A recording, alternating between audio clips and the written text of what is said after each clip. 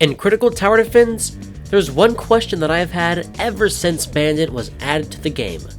That question is whether Archer or Bandit is the better starter tower. To find out, I decided to make a video. Let's get right into it.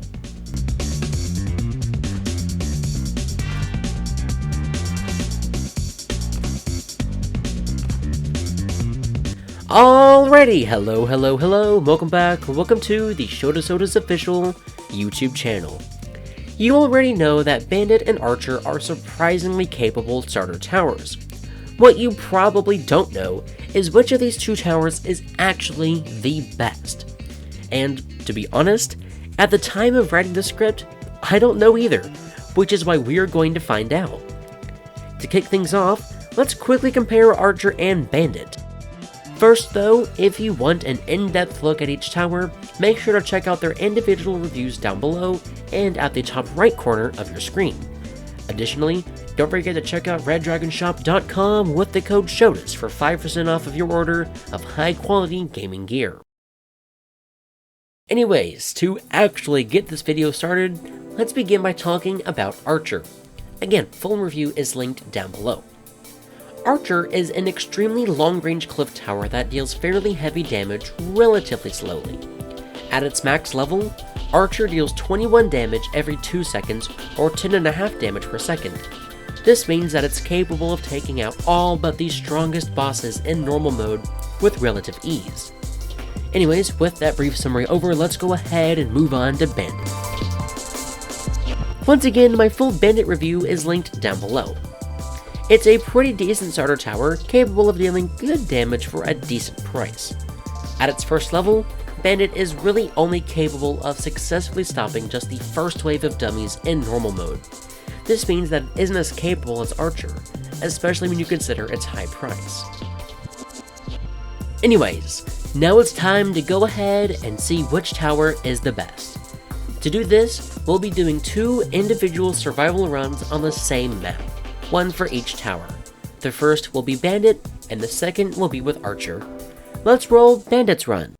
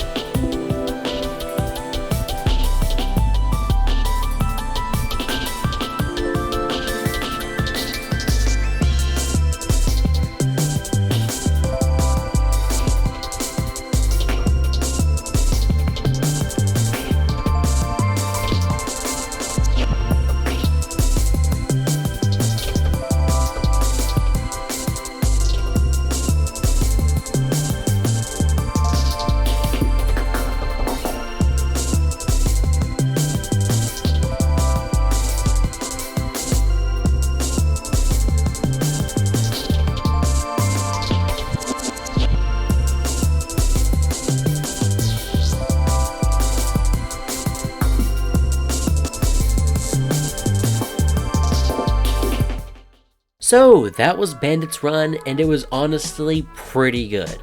I absolutely could have gotten to the last wave if I tried just a little bit harder. But wave 23 with just Bandit or normal mode is still wildly impressive. Let's move on to Archer's run.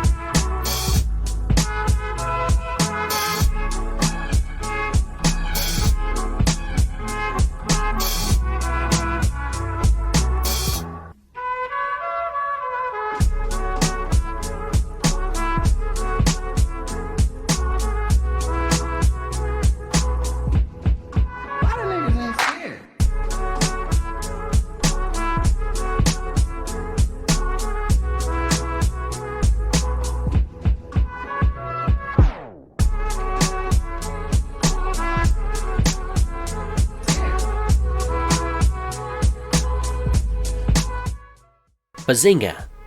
Bazongo? Bazingus? Okay, all jokes aside, I'm very impressed and very confused. I seriously did not expect Archer to perform basically the exact same as Bandit did, even dying to the same speedy boss that the Bandits did. Well, granted, just like with the Bandit run, I could have definitely put a little more effort into getting further, but Wave 23 with Archer is still pretty darn impressive. Anyways, let's go ahead and deep dive into the two runs to determine once and for all if Bandit or Archer makes the better starter tower. Starting with Bandit's run, we can see that, overall, there was never really any excess struggle until the very end when we lost to the speedy boss. Sometimes a few rushers got through thanks to the sheer amount of dummy spam that we encountered later into the game. But other than that, Bandit performed really well. The only other time Bandit struggled was against the first slow boss and the dual slow bosses at waves 18 and 21 respectively. And even then, with just a bit of tower management, we were able to successfully eliminate both of the slow bosses, as well as the two necromancers, which really didn't pose much of an issue. Alas, even on the very easy Grasslands map, the speedy boss was able to get through with 191 health. Of course, this is perfectly reasonable, and Bandit still had a very impressive showing. Let's move on to Archer's run. Interestingly enough, Archer never really excessively struggled. The first slow boss died pretty easily and without much hassle. At wave 21, we did have quite a bit of leakage that was, once again, easily taken care of thanks to Archer's massive range, along with the fact that two other archers were near the entrance for dummies. The only real issue Archer had was with the speedy boss, that ended the run still carrying 180 health. Anyways, it's now time to determine which of these two starter towers is the best, Bandit or Archer. I'll give you a few moments to put your guess down in the comments down below. 3, 2, 1, you're done! I hope you put a guess down in the comments, because I am now going to reveal, thanks to extensive testing, way more than I've shown on camera, genuinely hours of testing, whether Bandit or Archer is the best starter tower and critical tower defense. Drumroll please! The best starter tower and critical tower defense is Archer! So, why have I chosen Archer as the best starter tower and critical tower defense? Well, it's for a myriad of reasons. The first is that Archer's incredible range and high damage make it a great tower to use in addition to an average beginner loadout as a sort of sniper, dealing damage to higher health dummies while other towers take care of the lower health spammy dummies that Archer so often struggles with, such as Rusher. Additionally, a triumph with Bandit is nearly impossible, even with the Candy Corn perk. Meanwhile, a triumph with Archer is relatively easy, even if it's a solo run. To add to the reasons that make Archer a better starter tower than Bandit are the simple fact that Archer is just more versatile.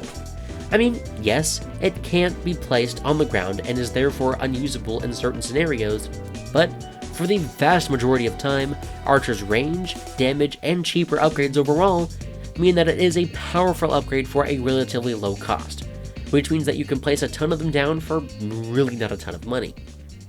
Anyways, with that, I think it is now finally time to end this video. If you have any opinions, or maybe you think that Bandit is the starter tower of choice, let me know down in the comment section.